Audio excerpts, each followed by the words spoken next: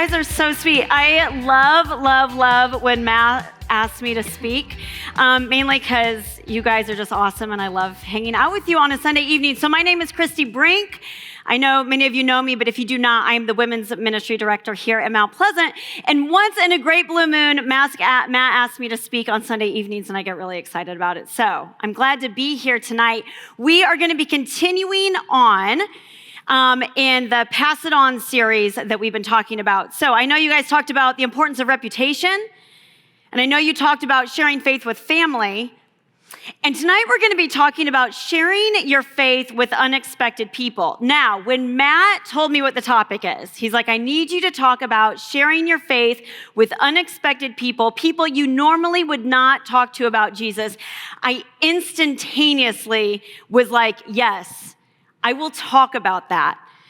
Because instantly I went back to this conversation I had once in high school with this kid named Scott. Now, Scott and I, this is Scott up here. I know, right? You're like, Scott. As it turns out, this is one of my best friends in high school. We actually became really good friends in middle school. We always had kind of lockers next to each other. So we were kind of always talking. And then our friendship just continued to grow as we got higher and higher in high school. And by our senior year, we actually ended up with lockers right next to each other. And he and I would spend every morning just talking together and talking about life. Now, you can tell from this picture, I'm sure you're not shocked to know that it was slightly an unlikely friendship because I definitely had the reputation of being a good Christian girl, right? I didn't drink and I didn't sleep around and I didn't do drugs and I didn't swear. I was just a good Christian girl. And I would say Scott probably had the opposite reputation. In fact, Scott, was the first person, and I'll just share this to let you know, we're talking polar opposites here. Scott was the first person I ever knew that had sex, one of my friends. He had sex in 7th grade. 7th grade. And that continued on, right? Now, I tell you that because that was sort of Scott's trajectory. By the time Scott was in freshman in high school, he was doing a lot of drugs, and by the time he was a senior, he was doing heavy drugs. We're not talking just smoking pot on the weekends. And yet for some reason, we were really good pals. And every morning we'd get to school, especially our senior year, and he would get there early and I would get there early, mainly so just we could talk to each other and catch up on each other's lives. And we actually had a similar taste in music, so we'd talk about the concerts we wanted to go to or the music that we were listening. And he would just fill me in on his life. And he was dating this girl named Kim. Believe it or not, this guy could get the most beautiful girlfriends, and she was beautiful, but constantly always kind of depressed. And she also did a lot of drugs. And so he was always talking about well, I got to go try to cheer Kim up, and then he would walk down to her locker. So one morning we're standing there, it's just Scott and I, and we're just talking. And he said, there's something I have to tell you. And he's like, I don't know how to put it into words. And he said, but this is the best I can come up with. He said, my whole life is filled with darkness, but when I'm with you in the mornings, for these brief moments, there's light. And he said, I can't explain that other than to say, I'm always in darkness except with you, there's light. Here's the deal. That conversation happened 25 years ago. And I think about it all the time. And the reason I think about it all the time is because in that moment, at that exact time, everything in me, within me, was screaming, tell Scott the light is Jesus. Everything in me, they were on the tip of my tongue. I was just say it's Jesus. The light that he sees in you isn't you, it's Jesus. And you know what I did? I didn't tell him. I let the moment pass. And as it turns out, I never told Scott about Jesus. Because I think what had happened was I had kind of used this excuse in my mind. I obviously, right? Usually we don't tell people about Jesus because we fear this really awkward conversation. And for some reason, I guess I was well, I don't want this to get awkward. And so I had this excuse in my mind that well, he's not going to want to follow Jesus. Take a look at this kid. He's not going to want to follow Jesus. He's not going to want to do what it takes to be a disciple of Jesus. He's probably just not interested. But here's the thing. I'm guessing that every one of us in this room have people in our lives that for some reason or another, we don't really talk to Jesus to. We don't tell them about Jesus. My guess is right now, you could probably list, 40.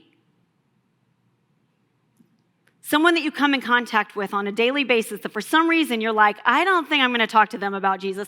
I don't think I'm going to share my faith with them. And we probably all have Scots in our life, people that we assume that really won't be into Jesus, people that we assume aren't going to want to be up for the life change, or an awkward conversation that we don't want to have, or we don't want to get embarrassed.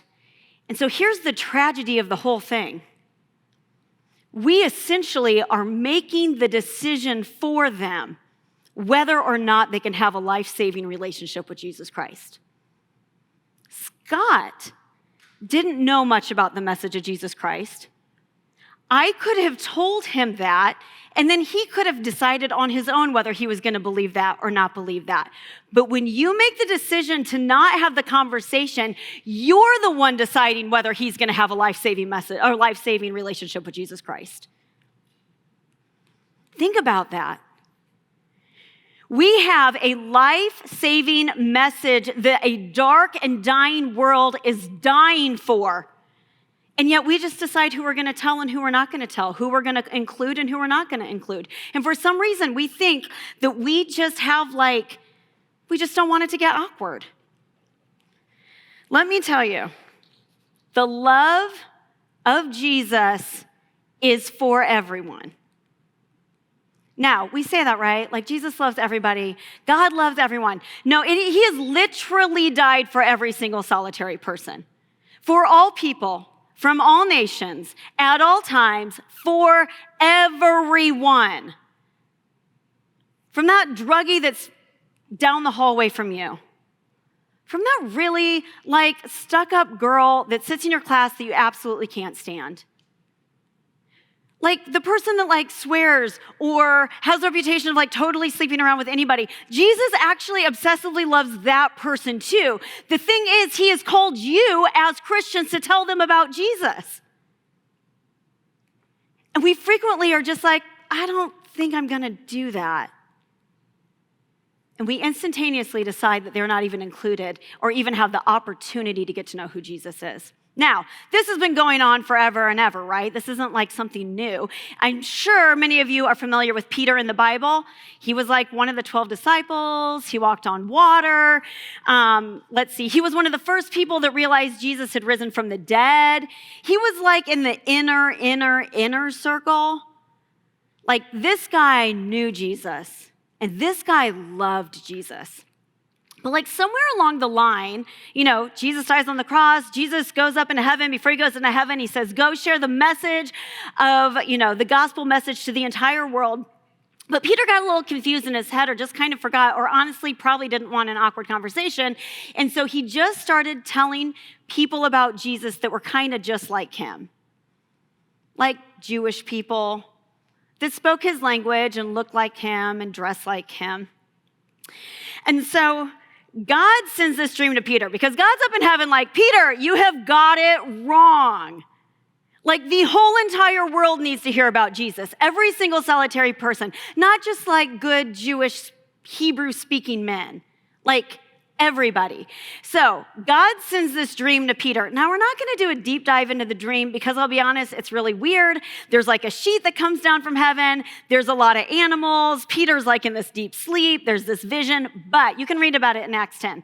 But here's the deal. When Peter wakes up from that dream, he realizes that God has spoken very directly to him to tell him, this message isn't just for Jewish people that look and act like you.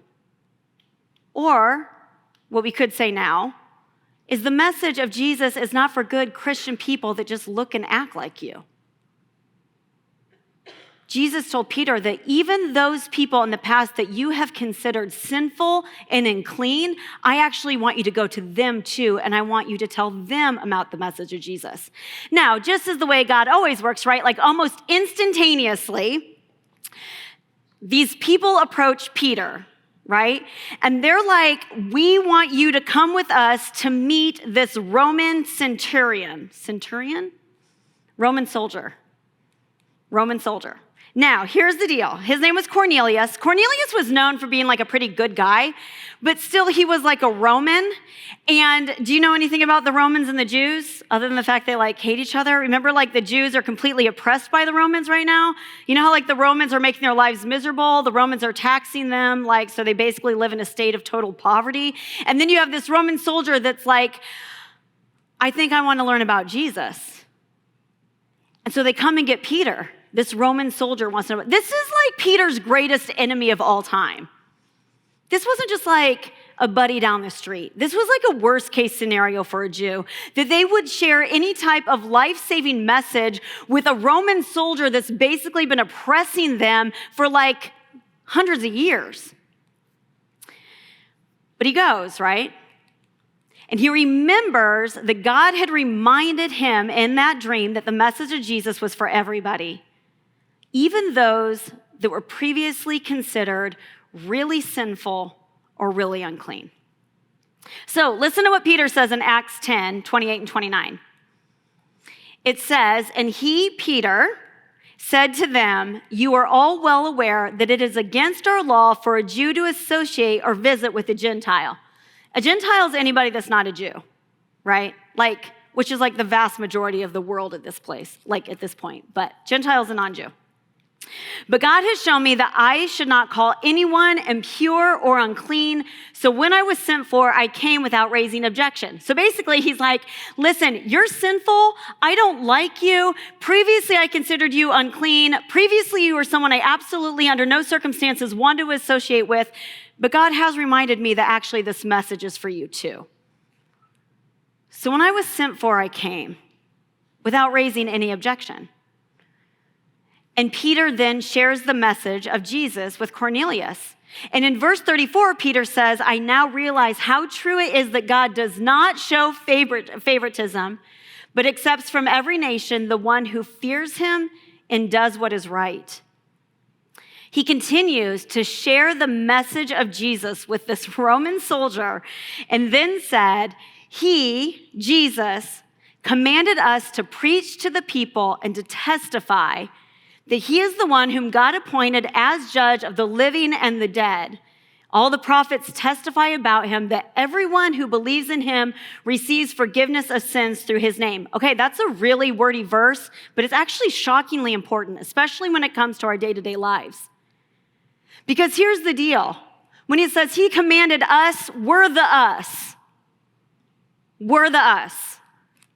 To preach to the people and to testify that he's the one who God appointed. We are commanded, everyone in this room, as Christians, as followers of Jesus Christ, to preach to the people, essentially just tell people about Jesus. Do you guys want to know what God's plan for telling the world about Jesus is? It's you. You're the game plan. God is banking on the fact that you will love him so much and love Jesus so much and be so in love with them that you will share that message to the dark and dying world. But the minute you decide you're not going to, and the minute you decide you don't want a hard conversation, or you don't want to embarrass yourself, or you don't think they'd be into it, or you don't think they're worthy of hearing, the minute that happens, that message of Jesus Christ stops. It doesn't get shared with the world because you've decided you're not going to do it. All of us are commanded to tell people about Jesus. And everyone, not just like good Christian people that look like us, who believes in him receives forgiveness of sins through his name. Listen to that again. We are commanded to tell others the good news of Jesus so that everyone who believes in Jesus will receive forgiveness of sins. That means everyone. That means those who right now we would consider some of our greatest enemies. Those right now we actually really don't like. Those right now that we don't even want to talk to, God actually wants them to hear the message of Jesus too. Just like a Roman soldier. Just like Scott Graham, right? That Roman soldier became a Christian, but it took Peter getting outside of his comfort zone and entering into that conversation that could have been and was very uncomfortable for him.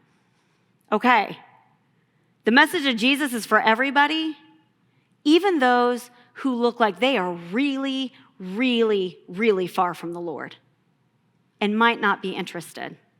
So then there's another story. We're going to talk about one more story. And this is found in Luke 7, and it starts in verse 36. Now, this is another scenario. Jesus is at the house of a Pharisee.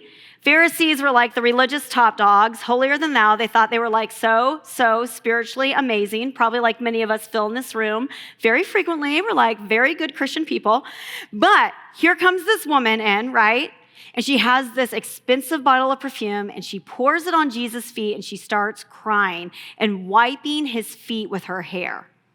Do you guys have, picture this scenario? And the thing about the woman was she was known as being a sinner. Now, normally in the Bible, when women are called sinners, that means they were like a little sexually promiscuous. The Bible doesn't exactly say what sin it was that she was involved with. But the whole town knew that this woman was like a very sinful woman. And yet she comes before Jesus and she just weeps before him. This really, really sinful woman. The Pharisee, right, is thinking to himself, and this is what it says, if this man, Jesus, were a prophet, he would have known who and what sort of woman this is that's touching him because she is a sinner, right? Pharisee is like, if Jesus knew who this woman was, he wouldn't even talk to her. He wouldn't even let her be in the same room. But here's the thing. Let's read in Luke 7, 41 through 43. Jesus turns and he looks at the Pharisee, right? This Pharisee who just thinks he's so spiritually awesome. And Jesus said, 2 people owed money to a certain moneylender. One owed him 500 denarii, so just picture a massive amount of money, and the other 50, so a significantly smaller amount of money. Neither of them had the money to pay him back, so he forgave the debts of both. Now, which one of them will love him more? And Simon, the Pharisee, replied, well, I suppose the one who had the bigger debt to forgive. You have judged correctly, Jesus said.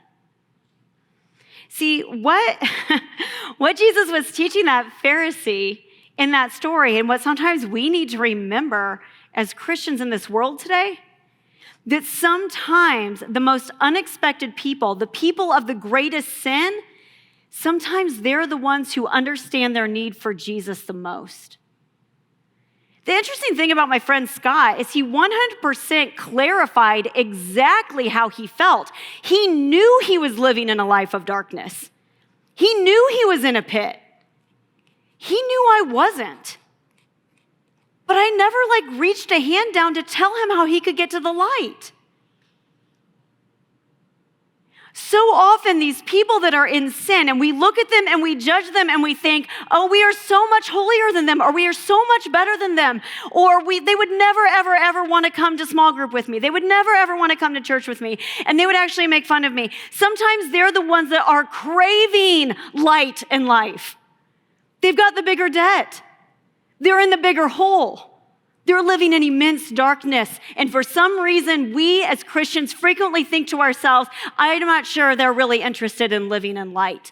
Let me tell you, I firmly believe that everyone on this planet is craving the light. They just don't know how to get there.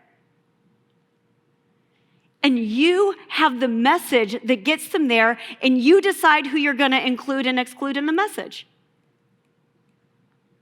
Are we willing to potentially put ourselves out there and share light with people in order that they can have the life-saving message of Jesus Christ? Because here's the deal. The invitation of Jesus is for everyone. Everyone from every background is welcome at his table. Whether it is the holier-than-thou Pharisees or whether it is the sinful woman weeping at his feet, he wants them both at his table. There's this one book I read, I don't know, a couple years ago. And it was called The Hiding Place. And it was about this lady named Corrie ten Boom. I don't know if you've ever heard about her, but anyway, she was this woman. Her family lived like in the Netherlands during World War II. And she was a Christian, but she started hiding like Jewish people during World War II and hid them in their house. She provided for them. She got food for them. Anyway, this went on for like a few years where she was like hiding all these Jews and was really working to, keep the Jewish people safe. Until obviously the Nazis found her and she like ended up in this concentration camp. And the concentration camp obviously was terrible, right? It's like a concentration camp. She's like covered in lice and covered in fleas and they don't have food and family members are dying. And it's like the most awful, despicable situation you could ever imagine. But she eventually gets released from the concentration camp. Now she like loses a lot of family members in there, but she herself gets released from the concentration camp. But through it all, she kept her faith, right? In fact, a lot of people became Christians while in that concentration camp due to her and her sister telling them about Jesus while they were like prisoners in this camp. And afterwards, she just wanted to continue that message of hope in Jesus Christ because at this point, like, Europe's completely decimated, right? It's like war-torn. So she starts going out and goes to different places and gets invited to different places to speak about how Jesus got her through that time in the concentration camp and how just shares the life-giving message of Jesus. Like, yes, we have been in darkness, but Jesus offers light to like people that had been through a horrific war. So years later, she's giving this message, right? And guess who is in the crowd? None other than one of the Nazi prison guards from her exact camp. It was like one of the guys that had been over her facility is in the crowd listening to her give the message of Jesus Christ. And so when it's all over, he comes up to her. Now, he doesn't recognize her, but she instantly recognizes him. And he says to her, I need to ask forgiveness. Now, not specifically to her, even though they actually had personally known each other. I need this message of Jesus Christ because I have done some horrific things in my life. And he looks at Corrie and he says, will you forgive me? This is like her greatest enemy. One of the most despicable human beings that had made her life like literally a living hell where she had family members die in concentration camps and die at the hand of the Nazis, who she just, even though she didn't quite realize it, shared the message of Jesus Christ, and he came up asking forgiveness, essentially wanting to hear her say, I forgive you. And she like did it. And she took his hand and she looked him in the eye, and it took her a minute. She's like, I also kind of hate this guy. She looked him in the eye and she said, I forgive you with my whole heart. Like her Nazi guard. Because what she knew in that moment was even though this was her greatest enemy, that message was for him too.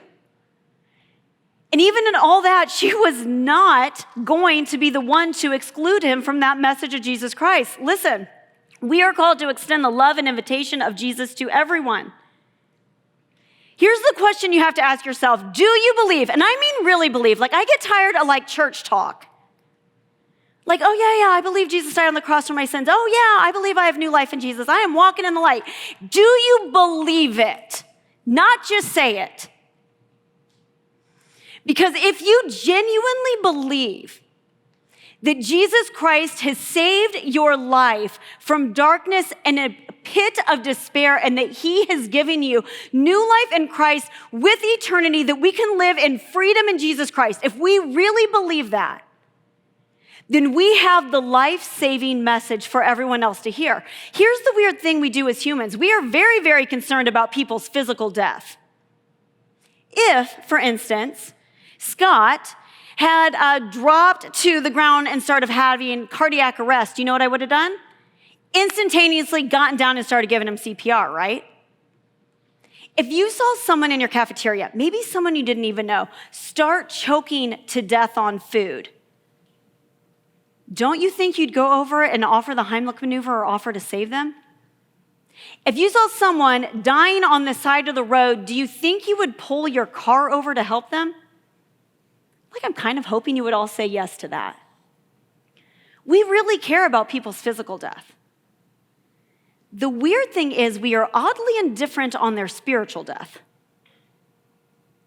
I would have dropped to the floor in a heartbeat and done anything to save Scott's physical life. But he opened up a massive door of conversation, and I walked past it, and I didn't do a thing about his spiritual death. I guess I didn't think he'd care. Why in the world do we care so much about the physical and we become indifferent on the spiritual? Because if we really are Christians and we really believe in the life-saving message of Jesus Christ, then our number one goal, priority, and mission in life is to save as many people and bring as many people into a relationship with Jesus Christ as we can. That's the goal and that's the mission. If Peter can share the message of Jesus with a Roman soldier, and if Jesus can defend the most sinful of sinful women in front of the religious elite, and if Corrie ten Boom, right, can forgive her Nazi captor, then what in the world is our excuse? An awkward conversation? Not believing it? Not really caring? Indifference, thinking that people like the pit of darkness that they're living in? Who have you written off? And this is what I want you to think about throughout the week. Who have you written off as someone probably not interested in Jesus? Who's your Scott Graham? Who's the person that you just avoid the conversation with even when they open up the door for conversation? Who are you excluding from the message of Jesus Christ?